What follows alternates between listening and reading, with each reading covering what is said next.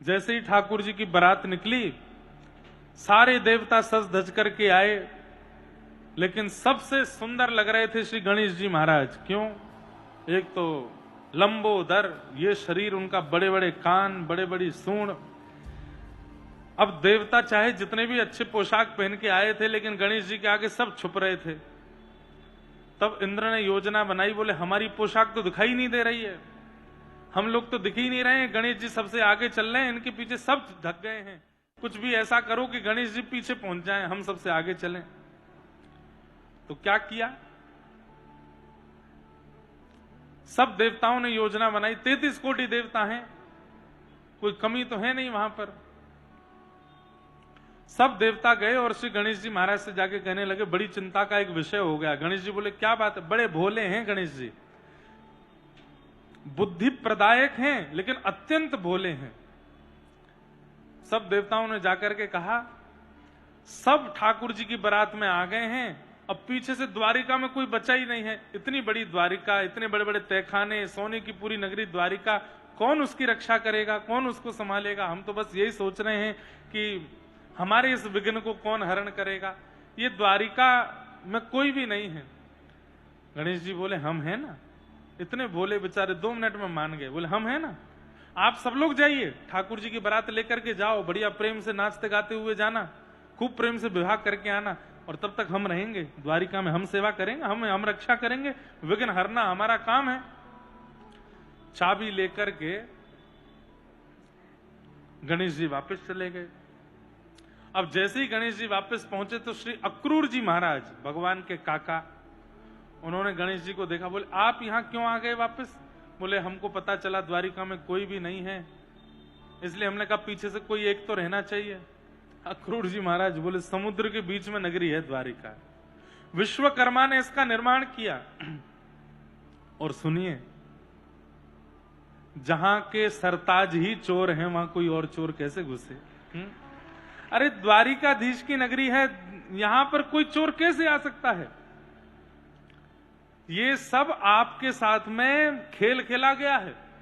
क्यों? बोले आपकी पोशाक बढ़िया लग रही है, विशाल बन करके आप चल रहे थे, कोई देवता दिख ही नहीं रहा था आपके आगे, इसलिए इंद्र ने को किसने बोला? देवताओं ने आपको वापस जो नागरी समुद्र के बीच में है और जिसके राजा चोर है, उसकी नागरी में कौन चोरी कर सकता? गणेश जी को क्रोध आता नहीं है, लेकिन आज आ गया।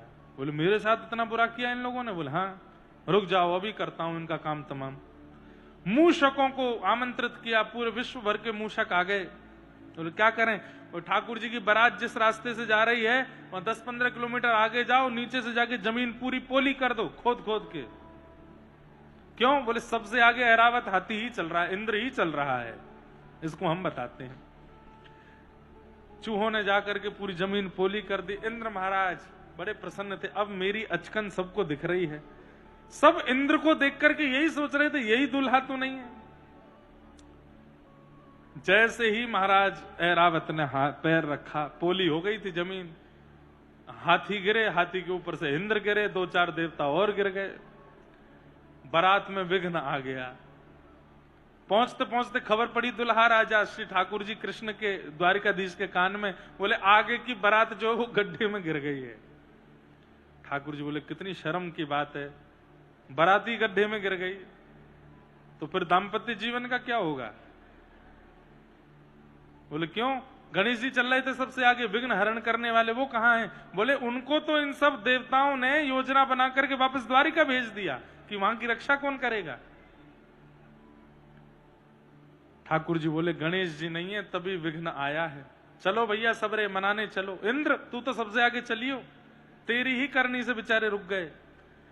सबने जाकर के गणेश जी को मनाया, गणेश जी मुंह फुला के बैठ गए, हम नहीं जाएंगे।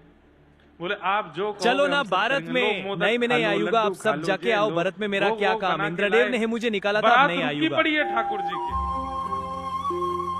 दुल्हा सरकार आए, बोले गणेश जी हमारा ब्याह हो रहा है, आपको अच्छा लगेगा हम कुंवारे रह जाएं? चलिए ना। गणेश जी खड़े तो हो गए, बोले देखिए आपको देखता हूं तो मुझे दया आती है, पर इन दुष्टों को देखता हूं तो मुझे बड़ी क्रूरता लगती है, इन्होंने मेरे साथ कितना बुरा किया। बोले इनसे कुछ तो मुझे करवाना है। ठाकुर जी बोले वो करवा लो ना, फिर जल्दी करवाओ, चलते हैं फिर बारात लेके आगे। इंद्र आदि देवताओं ने आगे कहा, बोले हमें क्षमा कर दो, हमने तो विनोद में ऐसा कर दिया था, आप बताइए ना क्या करें। तो गणेश जी बोले पहले मेरा ब्याह करो, पहले मैं ब्याह करूंगा, पहले मेरा ब्याह होएगा, फिर दंपति होकर के मैं ब्याह में जाऊंगा। ठाकुर जी बड़े प्रसन्न हुए, बोले वाह, जिनका जो विघ्न हरता है उन्हीं का ही ब्याह हमसे पहले हो जाएगा, तो फिर दाम्पत्य जीवन को मंगल में होना ही है। इंद्र बोले जहां आप कहें, बताइए किससे ब्याह करें। रिद्धि आई, बोले इनसे, बोले एक से काम नहीं चलेगा हमारा, दो करेंगे।